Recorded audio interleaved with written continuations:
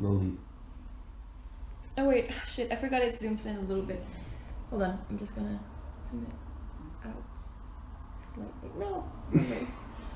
It's fine. Okay, and I can cut this all out so we don't have to restart it. Dub-a-dub-dub-dub. Coming! Hi Isabel. Hey Jack, how are you doing? Hey, no bad. Good to see you, come in. Woo, study session! Yeah, I know. I think as far as organic chemistry goes, we're all kind of in the same boat. Oh man. Yeah. Anyway, would you like some tea? Actually, do you have any of that cold brew coffee kicking around? I feel like going all barista mode. Oh, yeah, absolutely. I've actually got some hazelnut milk that will go so well with it. So, yeah. Flavor profile. Awesome. So, how long have you been making coffee? I've been making coffee for about a year now. Year and a half.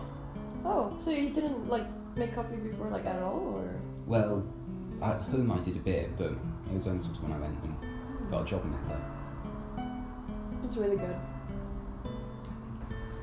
So actually, I was asking about your parents the other day because your accent sounds kind of American. Yeah, so actually I was born in Mexico, but I moved to the US whenever I was 11 years old. Okay, well, that's still a ways away from here.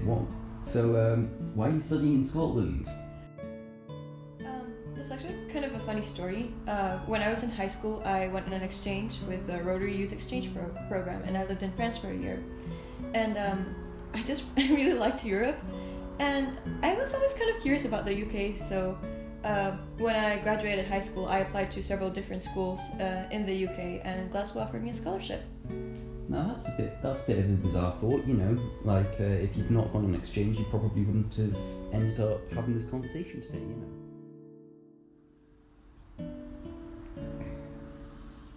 So yeah, it's really cool that you had that experience.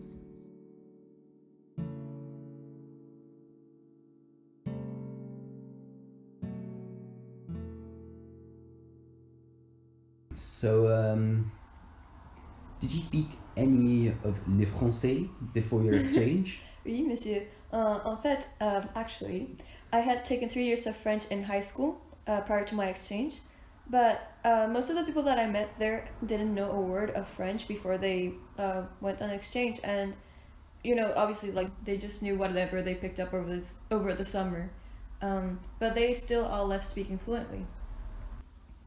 Yeah, it's quite something how a bit of immersion helps you learn a language. I have a mate who did something like that in high school, but it was a different program and he only had his placement for a couple of weeks, so... Yeah, I like the longer exchange program a little more, and I think it's really cool with Rotary because you get to stay with host families as opposed to in student accommodation or something. So it really forces you to get better at the language because you have to use it. So oh yeah. Yeah, you get better at it. You sort of integrate it. Yeah, exactly. Yeah. So did you struggle to get along with your host family at all, or were there any cultural clashes or that sort of thing? Yeah, there were some misunderstandings with my first host mom, but every Rotary student is assigned with a host counselor in their host country, and mine was just the sweetest person. He really helped me out. He did everything to make sure that my exchange was fantastic, and honestly, even through the rough points at first in the beginning of my exchange, he always had my back, so I never felt alone. That's pretty great, Yeah. Good on him. Yeah. We did try working things out with my first host mom, but I ended up just going to my second host family a little earlier. But my next 2 host families were really, really wonderful. My experience was quite unusual, though. All right. Yeah, most people I know get along with their host families very well. I think whenever you go on exchange, people are aware that you're far away from home, and they want to make you feel welcome. And there's this word in French, accueillant, which basically means accepting someone and just making them feel at home and at ease. And I met a lot of people that were like that to me. Not only there was a lot of people in the club that were really nice and they took me on amazing trips, and there was also in my school, the teachers and the director, they were really, really nice. And I'm just really grateful for all those people that I met on a regular basis and just made me feel like I had always belonged there.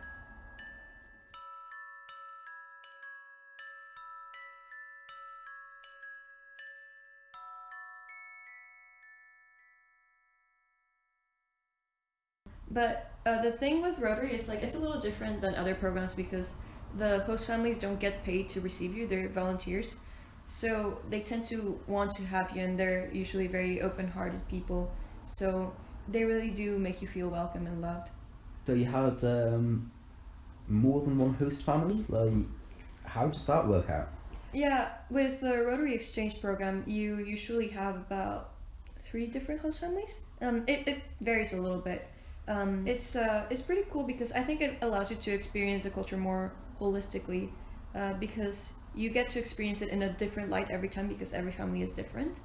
So I had 3 different host families and I spent about 3 months with each of them.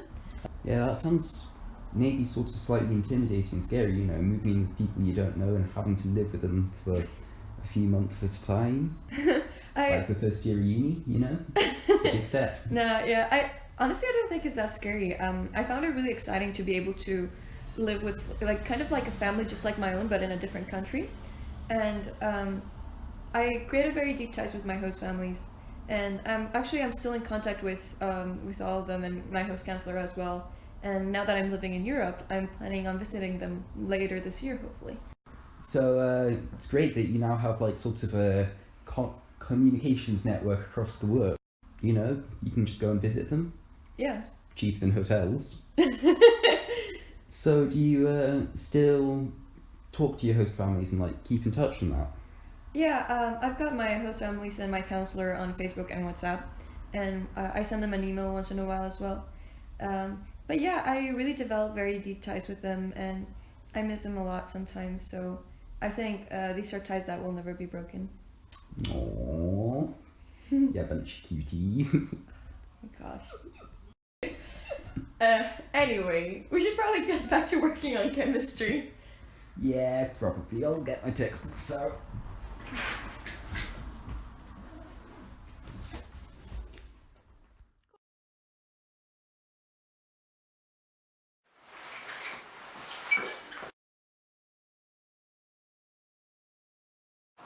One of my pals did a 2-week exchange in high school, and yeah, he really improved while he was serving. When I was a Skype in... I mean, to be honest, you're in one of the best bits of the UK. Like, go south from... Don't go south.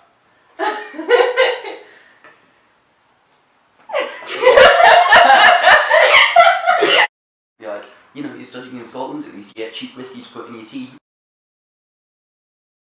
You're like, you know, you're studying in Scotland, at least you...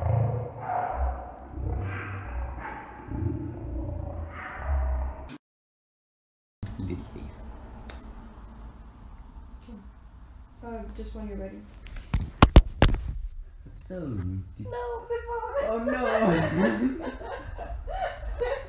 Oh, That's a blooper. can you get it? Yeah, that's a blooper though.